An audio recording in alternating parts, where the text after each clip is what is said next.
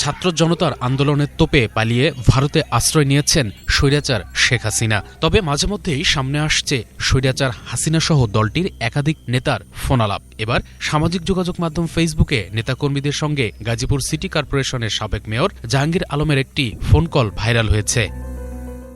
আমরা পরামর্শক্রমে আমাদের যেখানে যার সাথে আলোচনা দরকার সেইটা করব। গ্রুপ কলে জাহাঙ্গীর হুমকি দিয়ে বলেন, আমাদের সব টিম রেডি আছে, আমাদের সম্রাট ভাই এখানে আছেন, রাজধানীতে আমরা থাকতে চাই। আমাদের স্পষ্ট কথা যে রাজধানীতে আমাদের মানুষ দিনে শান্তিতে ঘুমাতে পারবে না, চলতে পারবে না, সেই রাজধানীর মানুষ রাতে ঘুমাতে পারবে না। আমাদের চূড়ান্ত সিদ্ধান্ত যে রাজধানীতে আমরা দিনে থাকতে পারবো না, সেই রাজধানীর মানুষের ঘুম আল্লাহ দেবে না। আমরা সেইভাবে আমাদের তৈরি করে নিয়েছি। আমরাও মানুষ হিসেবে প্রমাণ করে দিতে চাই আমরা কার সৈনিক।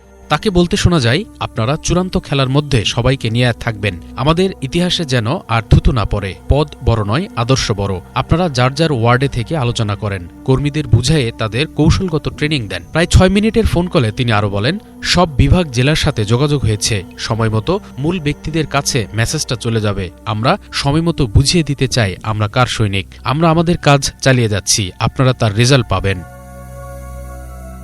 অনেকেই বলছে গাজীপুরে গতকালের ঘটনা তার এই বক্তব্যেরই ফলাফল। গতকাল রাত 9টার দিকে